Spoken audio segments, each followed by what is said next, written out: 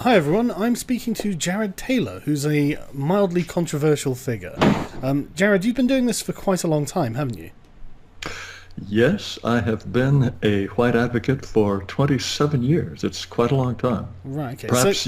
Perhaps longer than you've been alive. I'm not sure. No, I'm actually 38 now, so Ah, well, very good. yeah, getting old in the tooth, long in the tooth. So why would you call yourself a white advocate specifically, and not a different term which you may well be called in the media? Well, the terms that the media far prefer are white supremacist and racist. All of those terms are pejorative, and I feel as though my views are perfectly congruent with human nature and history and unimpeachably moral. So I reject any term that is pejorative. White supremacist also is just, I think, factually incorrect. I think that's a historic term that really should be retired because to me, it means someone, a white person, who wishes to rule over people of other races, and I don't know anyone who has that desire. Most people with my views just want to be left alone, to be able to pursue our own destiny, as we wish to leave everyone alone to pursue their destiny too. So the whole idea is to use words that discredit people with whom others disagree. I agree. That's certainly the tactic of the progressive mainstream. So, would you consider yourself, I don't know, a segregationist? No, because segregationist, that implies force. I believe in complete freedom of association. And when most people are free to associate, they prefer to be with people who are similar to themselves, not just in terms of race, but often in terms of religion, in terms of cultural preferences. In fact, there was a very interesting study about workplace preferences. And when people were allowed to express those preferences anonymously, they not only said they preferred to be with people of the same race, but of the same sex, the same age, and same general level of education. Those are the sorts of people with whom people are most comfortable at the workplace. And so given complete freedom of association, and if we could persuade the United States government and our institutions to recognize that this kind of preference is perfectly moral, I think that we could arrange for a peaceful and mutually beneficial separation. Right. So that's very interesting because I mean the first thing that strikes me is if people naturally self-segregate without the use of force, obviously, what's Yes. the need for any kind of activism at all? Because surely the white people are kept separate from the black people by dint of inclination. Because every institution in the United States, from the president on down, is constantly promoting this view that I think runs against human nature, namely the idea that we should wish to be with people as unlike ourselves as possible, that diversity is a strength, and that, for example, if through immigration whites become a minority in the United States, that will simply be a joyful future to which we should look forward because this will be the ultimate expression of diversity. And most whites, I believe, in their bones, feel that this would be very bad for them, for their culture and for their offspring, but they don't dare say so because of this rigidly dominant orthodoxy according to which any expression of white solidarity or white racial consciousness is considered evil. See, that seems counter to my own experiences, and perhaps it's just that we exist in different environments. But I find that most white people don't want to have a racial identity ascribed to them. And I find that a lot of non-white people are the same way. They want to move beyond the shackles of social constraint via race. Do you not think that that's something that they should be free to pursue? Oh, if people wish to live in diversity, if they like diversity, they should be free to enjoy it. But certainly my experience here in the United States is that blacks overwhelmingly have a racial consciousness. Hispanics likewise, Asians to a somewhat lesser degree, but they all have a sense of their collective interests. And that's why, just at the drop of a hat, you can accumulate hundreds, sometimes thousands of blacks who will demonstrate, sometimes violently, in what they take to be their own interests. Very difficult to get whites to do that. You can get Hispanics into the streets as well. And that is why blacks, Hispanics, and Asians, they all have political pressure groups. They all have organizations, nonprofit groups, that are set up explicitly to advance their interests, and if need be, at the expense of whites. It's only whites who do not have that kind of thing. And I think you would, with only the greatest of difficulty, find, for example, a black person who is not conscious of being black, who has a sense of solidarity with other blacks, and who feels that his fate is entwined with those of other blacks. And blacks who do not feel that way are somewhat embarrassed. They're considered Uncle Toms, they're looked down upon by other blacks, and I think they would hesitate to make a public profession of a lack of interest in the collective interest of blacks. I don't contest what you've said there. I totally agree that there is very much a strong black racial consciousness among black people, and, like you say, to Hispanics and whatnot. But I see these things as being rather a regression back from the intellectual and personal development that we had managed to achieve, at least briefly, during the sort of 1990s, where it was kind of a taboo subject to promote your race, at least in Britain anyway. Perhaps it wasn't in America. But it wasn't... I mean, we saw a lot of American media, and it wasn't saturated with what we see now. And so it seems to me that the Democrats are unwitting racists, still punishing black people by reinforcing this kind of racial identitarianism. And I don't think it's a good idea to try and push that on white people. I think that I would feel the same way about it. Racial identitarianism in the United States goes back a long, long way. Don't forget that this "I'm black and I'm proud," "black is beautiful," those slogans go back to the 1960s. And perhaps you'll remember at the Olympics, there were black track athletes who took the medal stand with a raised fist. That was back in the 1960s or early 70s. This sense of blacks as being a nation within a nation. It goes back to Marcus Garvey. It goes back to people like W.B. Du Bois. There is a very, very vivid sense that they are here as a captive people and do not belong. You would find the same thing with American Indians. It goes back a long, long way. And when people talk about how, we'll have no trouble assimilating the Mexicans and the Haitians and the Guatemalans because we assimilated the Hungarians and the Italians and the Jews and the French, those people overlook the fact that there have been these two different racial groups living in the United States since long before the arrival of European ethnics who to this day are not assimilated. And that is because, in my view, race, biological differences, those are the most difficult barriers to cross in terms of any kind of meaningful assimilation. But just to reiterate, the idea of racial consciousness is something that has very, very deep roots in the United States, including among white people. You would probably have a very, very difficult time finding a major political figure in the United States or a major intellectual figure, except for a few outliers, a white person that did not have a sense of the United States being a nation that was an extension of Europe, that was to always be that way and would always have a white majority. This was something always taken for granted until perhaps the 1950s, 60s. So my view of race is one that is far more faithful to that of the Founding Fathers and to the American conception of the United States up until just a relatively small number of decades ago. That's a really interesting response. So there are a few things. The first one being that legitimizes the argument from the far left, though, doesn't it? By saying, I mean, you're basically making the exact same argument. America had a very racialized past due to the unique circumstances of its conception, and so this is something we should continue on, because they would be more than happy to continue that as well. It's just who has the whip hand in the situation, whereas I would prefer to move beyond that and abandon that altogether and approach it in a more, I guess, humanistic way. Well, don't forget this conception of whites as a group with distinct interests is by no means unique to the United States. The French and the British empires reflected a sense of race. I'm sure you're aware, people like Cecil Rhodes or the colonizers, Lord Lugard, who was that wonderful general who was involved? Garnet Wolseley. He was involved in practically every 19th century campaign overseas.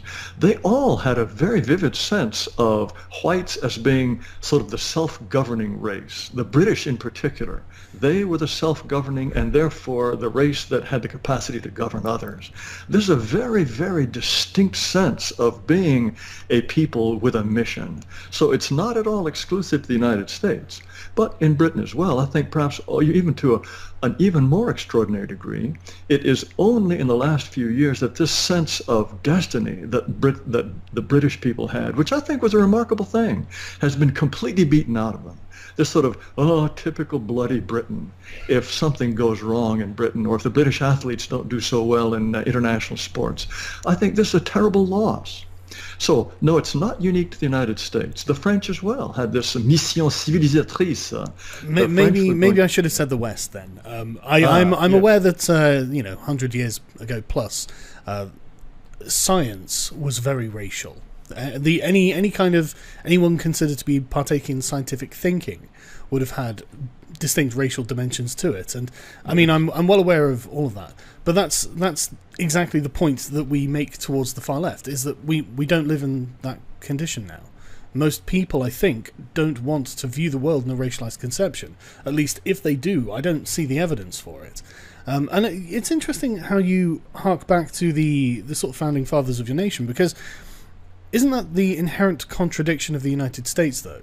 You know, the Declaration of Independence, all men are created equal, and yet they were slaveholders and had a race that they considered to be subhuman, enslaved for them. I mean, to return to that mindset would it not necessarily require you to regard black people as less than human? No, not at all. This is a boogeyman of the left. Right. I remember having a conversation years ago with a leftist on this whole question of racial differences in IQ. And she was quite a committed leftist, and I was making some of the, I think, more powerful arguments, pointing out the evidence for this average IQ difference and why the IQ difference has probably got a substantial genetic contribution to it. And then she absolutely astonished me by saying, well, if that's true, we'll just have to exterminate them all. What? No, not at all. Not at all.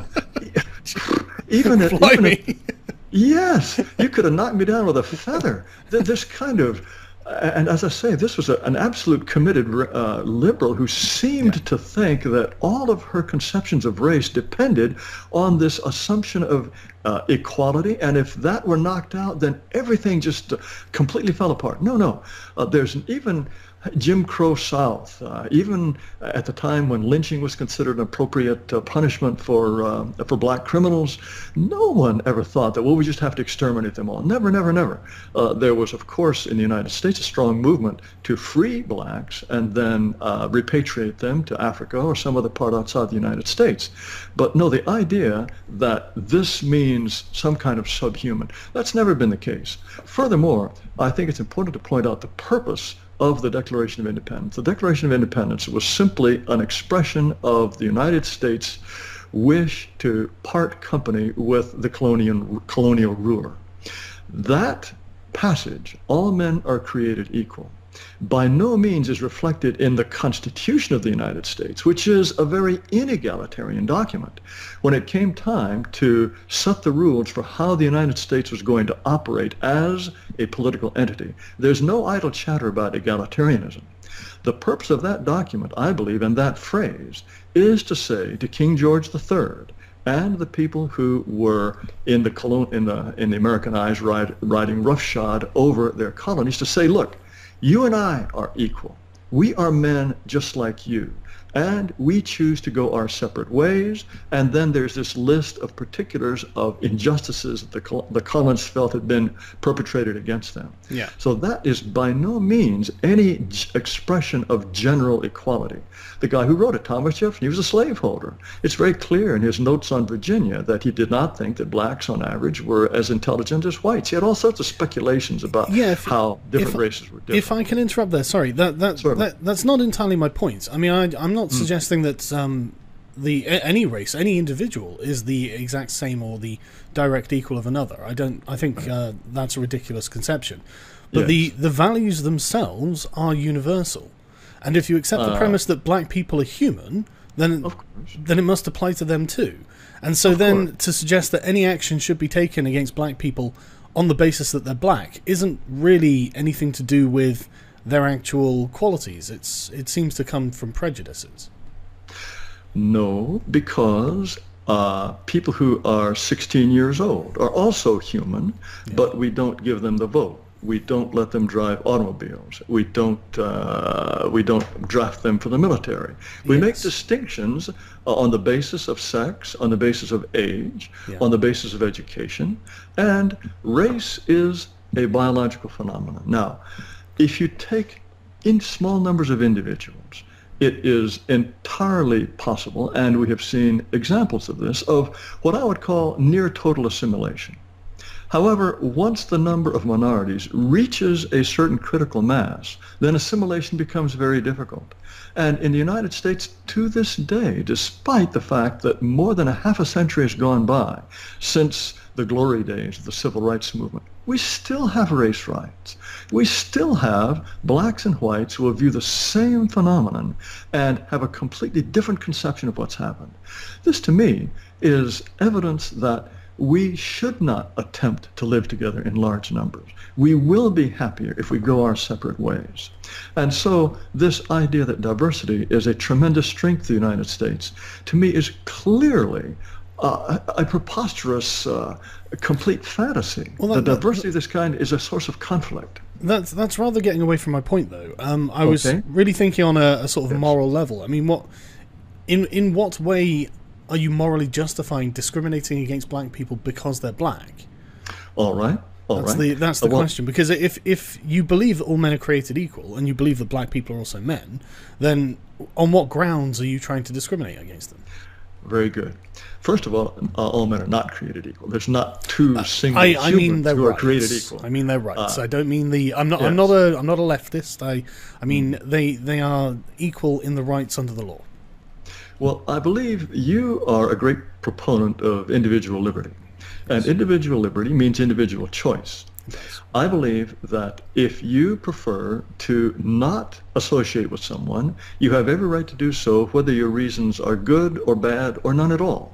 You should have the right to refuse to deal with people because, after all, you've not hurt them. For example, if I'm captivated by some screen star and I think she's absolutely beautiful and I'm convinced I could make her happy, I approach her and she says, too bad, I don't want to associate with you. She owes me no explanation as to why she does not. It might be possible that I could make her happy, but no one would think that she is compelled to spend time with someone she does not wish to spend time with. Likewise, if my conception of a society is one that reflects the values of Europe, the culture of Europe, the kind of texture of life that Europeans create, and if my view is, and it's based, I think, on unimpeachable evidence, that if other people arrive in large numbers, they will change that texture of life. They will divert the direction of that culture. They will change the destiny of a certain people. Then I think I have every right voluntarily to say, no, I prefer the company of my people. I prefer to preserve the ways of my ancestors, and that I have every right to work to see that they will continue into the future. Your way of looking at things, it seems to me, will eventually mean that there's no distinction at all, that India will become indiscriminate and indistinguishable from Korea, that Turkey will be like Argentina. No. I want all of those places to remain unique and beautifully original, beautifully distinct. Okay, that's an interesting point. I don't think that my conception will result in that. I'm not for mass immigration, but not for reasons of race, incidentally, for several other reasons. And I completely agree with you when you say that people should be free to associate with whoever they want. I have no problem with white identitarians deciding to move to an area and live together. I have absolutely no problem with that. And just, I think, by reputation alone, that would discourage non-white identitarians from moving to that area. I think that's completely fine. And I'm the same with black separatists, with communists forming their silly communes in the woods or whatever it is they want to do. For me, this is, we actually, we live in systems that are more than capable of sustaining this, and that's people's free choice. But the problem for me is when it comes to the point where you make it sound, and maybe not just you, maybe not you specifically, but for example, if you've got someone called Richard Spencer hosting the National Policy Institute, it's a rather grandiose name for something that is rather small, but the intent is clearly to direct public policy, and I don't think that you can do what you want in a non-coercive way through government intervention. I think there's only a coercive way to do that, and then that strikes me. Sorry if I'm going on, but then you've got the moral quandary, because I mean, the left isn't entirely wrong in the moral deficiency of the treatment of black people in the United States historically. They were taken from Africa, they were enslaved, and then afterwards they were left to their own devices and not treated particularly well by the wider culture. Do you not think that to then say, right now you all have to get out, is a little bit unjust? You're talking about, it seems to be two different things here. Okay. First of all, I don't think that compulsion is necessary. Right. The United States government, as it's set up today, is in the business of doing its damnedest to bring people together. We have abrogated the right that you have just affirmed of free association. If I'm an employer, I cannot simply hire left-handed people. Well, I guess I could, because that's not a protected class. If I am a black employer and I'm running a nightclub that is frequented by blacks, I don't have the right to hire an all-black staff, although no one will bother you if you do. If you're a white person, then you'd come under scrutiny. We should have complete freedom to do what we wish to do. The government is vigilant to make sure that this does not happen, that schools are integrated, work sites are integrated, neighborhoods integrated.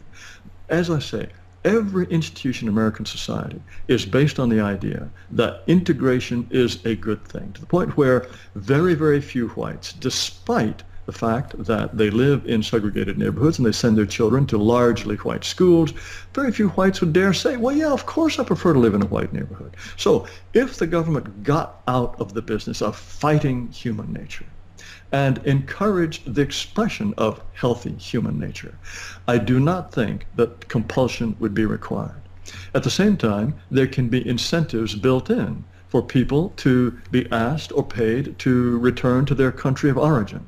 The French have tried this. The Germans have tried this. These things don't work very well because they don't control this process very well. And an Algerian that has accepted $500 or $5,000 to go back to Algeria slips in and asks for another $5,000. You can't pay people to leave. We learned that with the Vikings.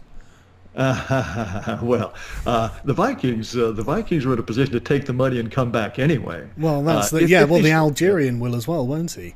He'll slip through. So, for anyone listening, we just had to pause there, and we've both forgotten what the last topic was.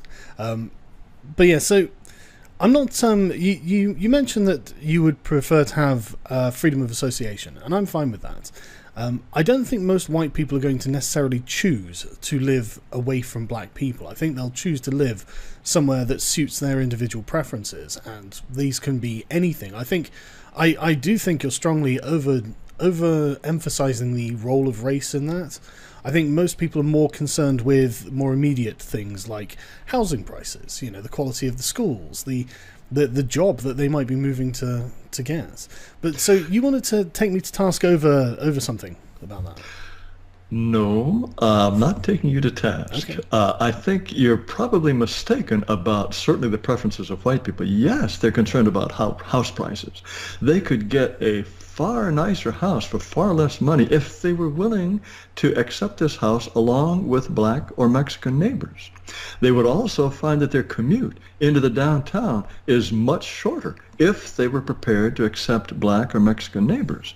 They would find that there are neighborhood schools within walking distance if they were prepared to send their children to classes in which whites are a minority. All of these things are, of course, part of the consideration, but whites, by and large, at least in the United States, are prepared to sacrifice those advantages because when they are farther out and they have longer commutes, and they have more expensive housing, perhaps a 25-minute bus ride to their school, they can be among people with whom they're comfortable. So I think whites, by and large, if there were acceptance of the idea of separation, which you may derisively consider tribal, but tribal sentiment, I think, is a powerful and legitimate thing. If this were accepted, and if more and more whites were expressing that preference, I think you'd be surprised at how small the number would be who wished to remain in the multi-culti areas rather than going with their tribe. That's interesting, because I think you're over. I agree that humans are tribal. They absolutely are. But again, I think you overemphasize the racial nature of that. I mean, religion is a good example of this. There are Islam is a fantastic example. Islam is almost completely aracial. It just simply doesn't care whether the Muslim is black, white, yellow, whatever. It cares that they're Muslim or not, and it cares very, very strictly about this. And so you'll find very multicultural jihadi groups of where Muslims will travel across the world to get involved in jihad warfare. This isn't something that bothers them, but they're concerned primarily about the religious nature of the tribalism, and I think that applies for almost not. I mean, you do obviously get racial identitarianism, but it's just one form of tribalism, and I think. Sorry. Go on. Well, the example what I would give is that when there are prison riots in the United States, it's not the Methodists trying to kill the Baptists. No. It's not the people from Minnesota trying to kill the people from Wisconsin. Yeah. It is blacks, Hispanics, and white people trying to kill each other. It's the same if there's a riot in a school. They don't riot. It's not the 11th graders trying to gang up on the 9th graders, or the football team trying to beat up the hockey team. These expressions of hostility invariably fall along racial lines. And so I agree that human beings are tribal in a variety of ways. And Europeans, despite being the same race, have slaughtered each other with incredible diligence over what, in retrospect, seem utterly minor differences. But when push comes to shove, because race is a biological fact, because race cannot be concealed, because, in effect, we wear our uniform on our face 24 hours a day, this is, to me, obviously, where you find multiracialism, you find these ruptures, it is one that is very, very difficult to overcome. Now, do you mind if I jump in there? Sorry, yes, yeah. Please. Only because it's relevant. You bring up prison rights. That's a really interesting example. I'm sure in the United States that's exactly as you say, because the black people carry a strong racial identity with them. But in Britain, that's not really the case. In Britain, it's actually Muslim versus kuffar, black or white. I mean, a large number of the English Defence League, which is a specifically anti-Islam group, had many non-white people in it who just simply were not Muslim. I think that for you that's the tribal line, that's what you're perceiving, but I don't think that's a universal at all, and I think that there are many examples to show that. Well, Islam is extraordinary in the extent to which it does seem to be able to paper over race. Of course, Islam is an all-consuming religion. It is not just a religion. It's a means for organizing society, organizing male-female relations. It really is an architectonic. It's to fill every crevice of one's life. And if there is an ideology that can suppress race, at least for the time being, I think Islam has that capacity. On the other hand, I don't want to subscribe to something that is as suffocating as Islam. I want to be free to think what I want, have my own decisions, and it's unusual to find something that can suppress race to that extent. Well, I don't necessarily agree. I mean, I think communism does the same thing, and honestly, no. You don't think so? No. You don't think so? Oh, the Russians and the Chinese. Oh, I'm not saying that they couldn't get along. No. It's just I think it's exactly the same as the Enlightenment values founding the U.S. The values themselves supersede racial barriers and identities. And I think given enough time, I think they would absolutely find race irrelevant. But either way, it's at least nice to be able to demonstrate that, look, race is not the be-all and end-all. It's not the totality. And I think that for I think the cases you're thinking of are mainly culturally in the US. And I mean, you've got countries like Zimbabwe or South Africa that have got similar colonial histories, and they have very much a racialized view of these things as well. But that's because of their histories and their contexts. And it's not something that they're necessarily... I mean, they don't have to be bound by it. It's just, I think identity is really important and it's really strong. You will find the same black identity everywhere in Africa. I remember traveling... I remember traveling in the Ivory Coast in the late 1970s and admiring how successful it was. And that was a time when there was a great deal of French government participation in running the country. And Ivory Coast was called the Japan of West Africa.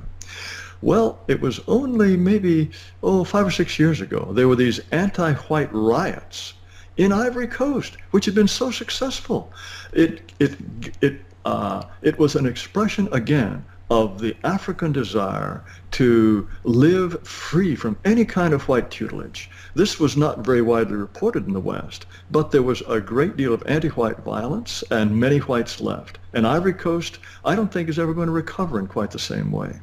And it's not just in Zimbabwe. It's not just in South Africa, of course, where I think eventually we're going to have white people just streaming out of South Africa with the clothes on their backs. I don't think that multiracialism is going to work in the long term there. And the same was true in Congo. When Congo was independent, massacres of whites. Same thing in Mozambique, same thing in Angola.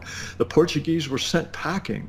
And now there's kind of an uneasy coexistence between this expatriate community and a kind of resentful, larger African presence.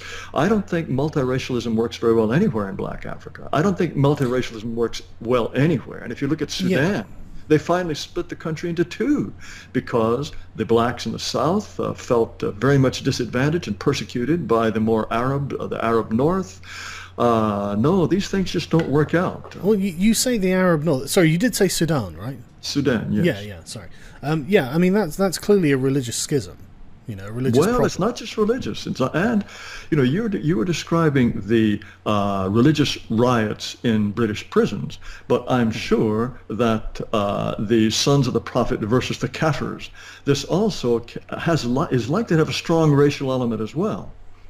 Well, it doesn't necessarily. The Sons of the Prophet, they don't seem to be expressing it in any way that's measurable. And there are white converts to Islam. There are black people and my goodness, ex-Muslims get it the worst. So I don't think that there is a racial dimension to that. But I find it. There was something you said there that you saw the. I don't know about the particular history of the Ivory Coast that you're speaking to, but you said that it was an expression of. Was it the black man wanting to be free from the white man or something similar to that? Yes. Do you not think? I mean, we seem to not be giving enough credit where it's due to the neo-Marxists, and this is something that I think is entirely traceable. You can see the effect, and for example, in Britain, we've had our racial history and we've had race riots, but it really doesn't seem to be, or it didn't seem to be as bad as within the last 10 years or so. But that's because we've had neo-Marxists in the media who have decided that, in fact, Marxist theory should be applied along lines of race, and they're effectively stoking this up. And you can see the same thing with the Democrats in the United States. I mean, you see, like the latest transgender person who was approaching police and got shot. I have video of black people rioting to that, and they've racialized it, and it's nothing to do with race. It was white cops shooting a white person, and now you have black people rioting. This isn't an expression of the fact that they're black, really. It's an expression of the identity they have been pummeled with by the media and by the progressives who tell them, yes, you should have a black racial identity, you should feel aggrieved, in fact, you should get out in the streets and do something. And that's the implicit message behind everything they do, because they hate, well, white people, frankly. Who hates white people? The far left, the yes. neo-Marxists. Yes. Well, don't forget, it is possible to stoke these resentments because they are there. I don't think they even need stoking. When you had black riots in the United States in the 1960s, you did not have this overwhelming media message. You deserve to have a chip on your shoulder. You have been kicked around. It is understandable if you riot. They rioted because they hated the society that they lived in. But in the 60s, that's probably understandable, isn't it? Well, the fact is, because of racial differences in ability, blacks in large numbers will never be achieving at the same level as whites. And when you have blacks rioting in Britain, well, it's just a few years ago, there was a black man who was shot by a policeman in London. And we had these horrific images of magnificent buildings going up in flames, blacks looting. The 2011 riots. Yes. Extraordinary stuff. Well, okay, let me just interject there, because I was paying close attention to that. That wasn't really ethnic. That was class. No. Honestly, how many white people? How many white people? Oh, there were loads. Loads of white chavs, we call them. Well, those were probably opportunists who had. No. Jack, honestly, in Britain, it's class. In Britain, it's class. The main fault lines in our society are between, and it's not even necessarily rich or poor. What it is class culture that they're objecting to. But in Britain we have an underclass of people called chavs, and they're very multiracial. Lots of white people in there, lots of non-white people, and the BBC and various other news outlets were interviewing these people and saying, what's the problem? And they were saying, we want to be in charge, we want to have the money. They weren't arguing on forms of race, and there wasn't any racial homogeneity about them. It was a class issue. I promise you on that one. To the extent that there were groups of whites and groups of blacks rioting, I suspect that they were operating independently of each other. No, not at all. And you mean our drinking buddies are black and Jamaican and white and who knows what all else, and a few Bulgarians and Poles thrown together. Yes. We're going to riot together. Well. It was overwhelmingly young, overwhelmingly poor. That was the main. I mean, there wasn't a racial dimension as far as I could tell. If there was no evidence for it. The photographs and the footage seemed pretty racially bifurcated to me, but I will concede to your better acquaintance with your home country. But let me get back to a point you made earlier, sure. And that was your acceptance of the idea that if whites wish to establish their own communities, they should have the right to do so. Now, does that not also accept the idea of white regions, white states, even white nations? If these can be achieved peacefully, would you consider them to be legitimate goals? Well, I mean, I think it's the way you're phrasing it there that I take exception to. The idea of a white community, if it's people moving to an area on their individual choice to live in an area that they want to live in, and the area happens to be entirely white, I don't care. If it is somehow to do with regulation preventing non-white people from moving there, then I care. I mean, for example, Iceland is basically the white ethno-state that the alt-right is looking for. I'm looking for evidence that there are non-white people in Iceland, and I've yet to find it. But no one seems to want to move there. No one's interested in that, even though that's exactly what the alt-right would be looking for.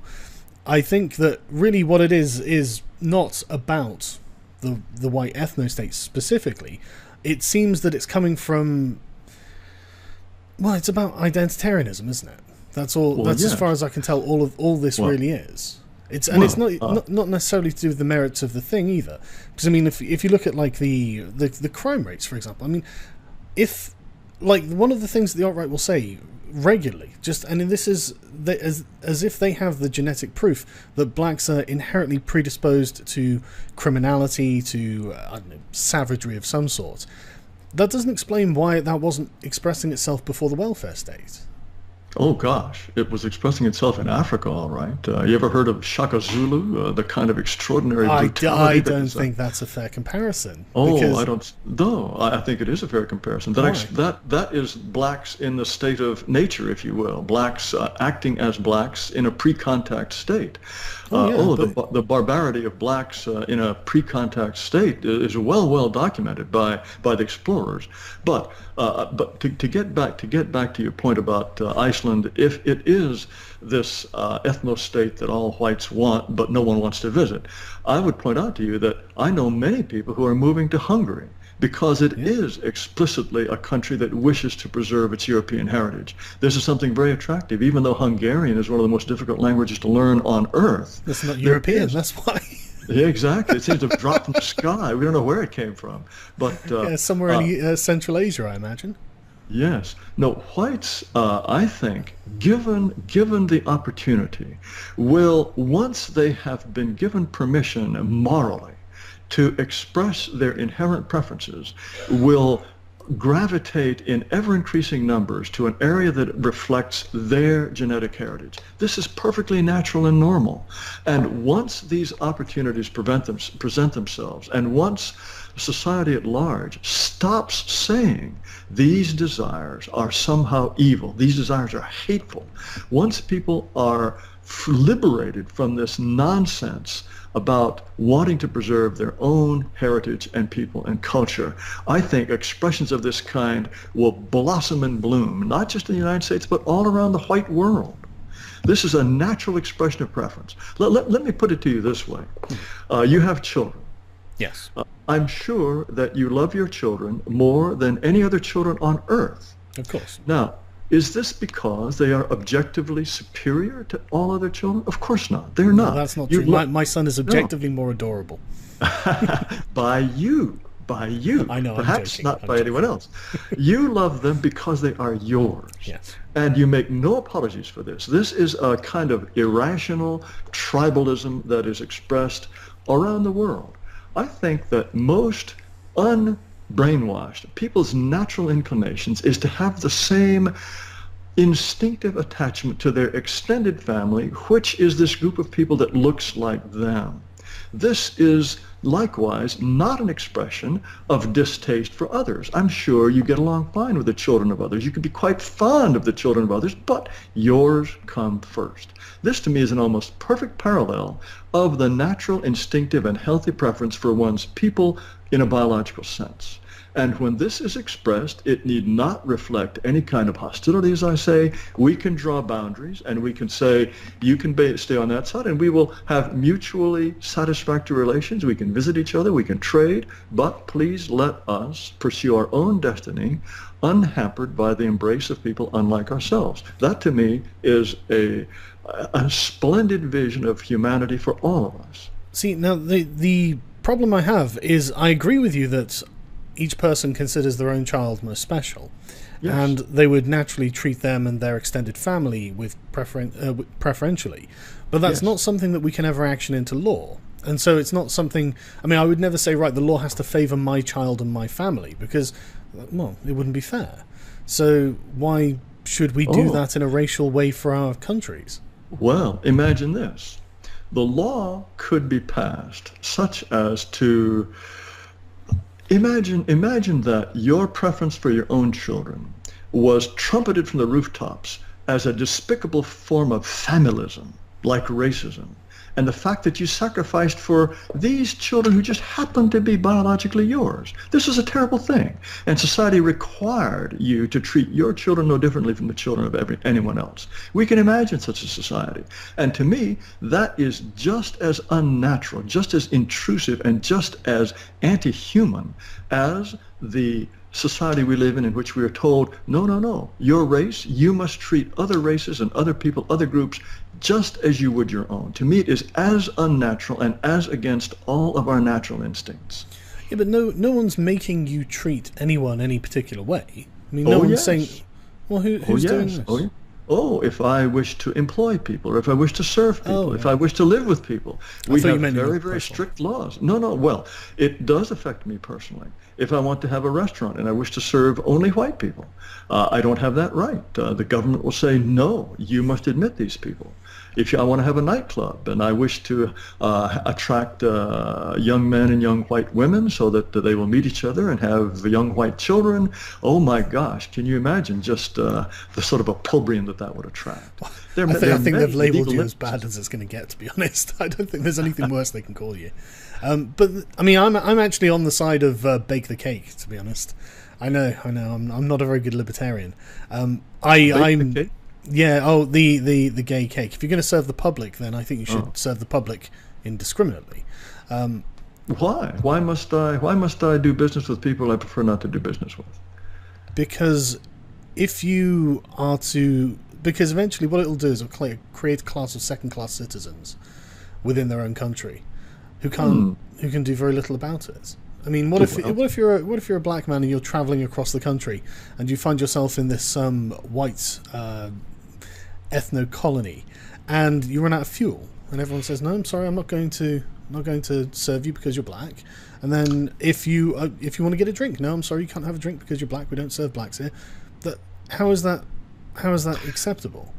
Well, you are not harming anyone by refusing to deal with that person. He's no worse off than he was before. No, you're not harming him. If he's a thirsty man and he needs a drink, you are harming him by refusing to serve him. No, you have not made him any thirstier. You have left him in exactly the state he was. He may be disappointed, but he's not harmed. Now, it's like the question I raised earlier about my wishing to spend time in the company of some movie starlet. She has not harmed me. She has disappointed me if she says, get lost, geezer. Now, the whole question of the free market, if need be, will take care of those questions if there is a large demand for them. And in fact, nobody's going to starve to death because he wasn't able to. I concede it's an unlikely scenario. Very unlikely. But it's just to show the innate flaws with the principles of the thing. And the problem I have as well is that I think that we should be striving to create a world with less prejudice and not more, and I think that what you're proposing will indeed create more prejudices. I mean you are aware that it will make people more identitarian. That's the point. I'm very much opposed to that, so I couldn't agree with you on this. On the contrary, I think that if there were separate communities, if there were separate black communities that were governed by blacks, you would not have this constant friction of white police being asked to do what I think is the most difficult job in the world, or certainly the most difficult job in the United States, and that is to try to stop and prevent crime in black communities. All of this would go away if there was a kind of understanding that institutional superstructure should be one in which people are governed by people like themselves. I think that the resentment against whites would be far less if blacks, as a routine matter, were governed by people who were of the same race, and the same with whites. It would be that makes. I think Africa's disproven your thesis there. I mean, they are absolutely incensed at the white man. But Robert Mugabe made his entire career on it. I think that even if you had even if you were to balkanize the United States into smaller racial ethno-states, I think that I think it's the neo-Marxists who would continue to foment this anyway. And it would, I mean, they called the United States a white supremacist country when Barack Obama was the president. So they're going to find an excuse somehow why the failure of the black ethno-state is the white man's fault. I honestly think it's philosophy that's the problem, rather than race with these people. See, Robert Mugabe proves my point. Robert Mugabe wanted to kick the white man out so that the black man could be sovereign in his nation. Yes. And that was the solution that he sought. He cut off his nose to spite his face, of course, because it was the white farmers who were the source of great wealth in that country. But that was his preference, and that expresses, I think, a common desire among people of all races. They wish to be governed by people like themselves. Now, as far as a balkanized America, yes, you would find people. you continue to find people who say that everything that has ever gone wrong for non-white people anywhere around the world in any time of history is the fault of white people. This is a sickness that many white people have. White people love to feel good about themselves by feeling bad about being white. And this is something unique to whites. And I don't know how that sickness can be cured. But if it were clear that blacks were really working at their own level, that they were masters in their own house, this kind of objection would be much, much harder to make. And I believe that that would lead to at least a reconciliation with the fact of, eventually, of racial differences. Now, I understand that you agree that blacks and whites on average do not have the same IQ, and that there's a genetic contribution to this. You concede that point, do you not? It is to every person, yes. Your IQ is, as I understand it, the scientific thinking at the moment is that IQ is potential given to you by your genetics, and it's up to you to fulfill that potential. Education, poverty, these things all have various effects on varying IQ levels across white populations, for example. Across Britain, we can see this, and there have been studies show. So yes, I do agree that there is a genetic component to IQ, and it's a potential you have to reach, as I understand it, anyway. Well, and that the genetic potential from race to race is simply not the same. On average, yes. This is something that the left refuses to recognize, and I always find it refreshing to find a left liberal, and I hope I'm not mischaracterizing it by using those terms, who concedes this point. You're not the first I've met, by the way. I think it's an interesting phenomenon. But once we recognize this has an enormous social implications. In the United States, as you're probably aware, there is a tremendous amount of energy that is expended trying to eliminate these gaps. We have huge meetings of what I think are essentially snake oil salesmen, of public schools teachers and educators trying to come up with ways to ensure that whites do as well as Asians, for example, in the public schools. This is effort completely and utterly, totally wasted. And as you know, in the United States, every time there is any kind of achievement, whether it's running a Fortune 500 company or being admitted to Harvard or getting Academy Awards or whatever it is, everyone is counting the black faces and the Asian faces and the Hispanic faces. Yeah. This is nonsense. Oddly enough, this bean counting, this face counting goes by the boards if it is a professional football team, professional basketball team. Everyone quietly accepts, well, gosh, I guess they're just better at that than white people, or certainly better than Asians or Mexicans. How many Mexican linebackers are there? Yeah, none. But in every other field of endeavor, we are always wringing our hands and agonizing over the fact that blacks are not represented in sufficient numbers. Hispanics are not represented in sufficient numbers. All of this is a terrible, terrible drag, not only on a smooth functioning of society, but it's all part of this instilling of guilt that you described earlier, according to which whites are blamed when non-whites do not achieve the same level. This is psychological poison that I believe drives an enormous amount of what you decry as this social justice warrior depredations on the American psyche. Oh, I mean, I'm completely in agreement with you on that point. I totally agree that that's a good term for it, racial bean counting, is absurd. I don't care about the racial representation in any way, shape, or form. I care from meritocratic representation, as in, and for sports are a great example. I don't care that the champion Chinese chess players are Chinese. I don't care that the champion powerlifters are Icelandic. I don't care that the champion runners are sub-Saharan. And for the same with acting and any other vocation in life. As long as it's the best person and they are demonstrating excellence, I really don't care. But okay, so we're coming to the end now. So let's change gears slightly. The alt-right. There is a narrative on the far left that people like myself, sort of centre-left liberals, are somehow converting people to the alt-right. Is that something you would agree with, or do you think that people are finding the alt-right through other means? Well, people talk about being red-pilled, that I would call this white people gaining some sort of form of racial consciousness. I think reality is the most powerful red pill. More and more white people are waking up to the crisis that they, as a group, face, certainly in the United States and really all around the white world. Immigration is reducing us to a minority. And the current dogma is that whites are to blame if non-whites do not perform at the same level of whites. This is ultimately a scenario that will lead to our extinction 200 years from now. If it is condemned to if the idea that whites have the right to remain a majority, and if whites should prefer or are allowed to prefer to continue their own race by marrying people of the same race, if all of these ideas are condemned, eventually we will disappear. Ultimately, it's a question of survival. And certainly in the United States and around the world, more and more white people recognize that not only is our culture something that depends on us biologically, but our biological continuity, something even more fundamental, is threatened by all of the forces that have been put in motion by modernity.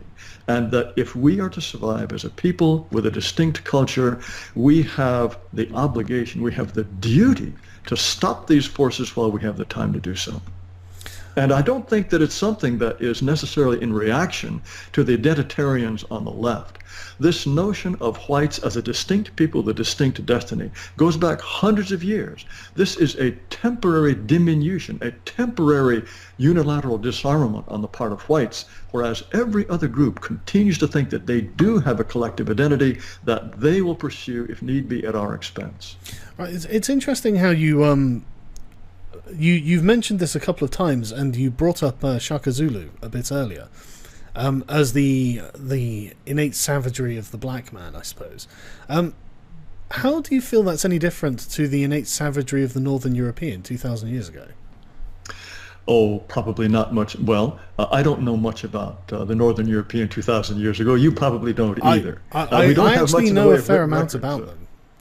They were 2,000 years ago? Oh, yeah. I mean, for example, Aristotle considered the Northern Europeans to be subnormal in IQ. He considered them to be idiots. His opinion was that the Northern Europeans were the stupidest of races, but they were the freest. The Asiatics were the smartest of races, but they were the most subservient. And the Greeks had the best of both worlds. Well, the Greeks, as far as we can tell, are not that different biologically from the Northern Europeans that Aristotle was criticizing. No. Remember, was it Tacitus? He found the Germanics quite admirable. He admired the way they treated women. He admired the kind of manliness of their society. He certainly didn't consider them barbaric perhaps barbaric from a cultural point of view, but very manly and admirable as in terms of individuals. But look, what white people are like 2,000 just to interject there. I mean that's a different kettle of fish, isn't it? Because I mean, if we think that our culture is an expression of our race, yes, then how is it we explain the revolution in culture in Northern Europe from and just unbelievably primitive barbarians, while the Asiatics were at the height of their cultural power, to being the complete opposite? If culture is so closely tied to race, I think it's not. I think that there are societal developments that happen, and I think that Jared Diamond was more right when he said Northern Europe was basically fortuitous. Oh, Jared Diamond, what a fraudster! Come on, you can't say that. I'm not sure he even believes what he himself says. Oh, then you're agreeing with the far left now. Well, I'm not sure about that. The people who built Stonehenge were not complete savages. They built that 4,000 years ago. That reflected a certain kind of organization that I think we have to recognize. And this is not a completely unique phenomenon. The fact is, environment, of course, counts for a great deal. Look at the difference between North Korea and South Korea.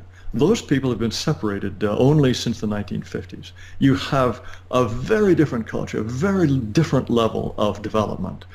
Of course, environment and environmental degradation, environmental deprivation can have a huge effect. But just as the reunification of Germany showed, if you are talking about people of the same stock, the same genetic heritage, then you can reestablish a kind of unity in just a few generations, not even just a generation or two. The same would happen in Korea if those countries are reunited. You will not have that kind of merging of peoples if you're trying to cross some difficult racial barrier. I'm not sure that's true, but we've come to the end of the hour, so I'll thank you very much for joining me, and I'm sure that the comment section on this will be a very interesting thing to read. It's been my pleasure. Thank you so much for inviting me on your program. My pleasure. Thank you very much.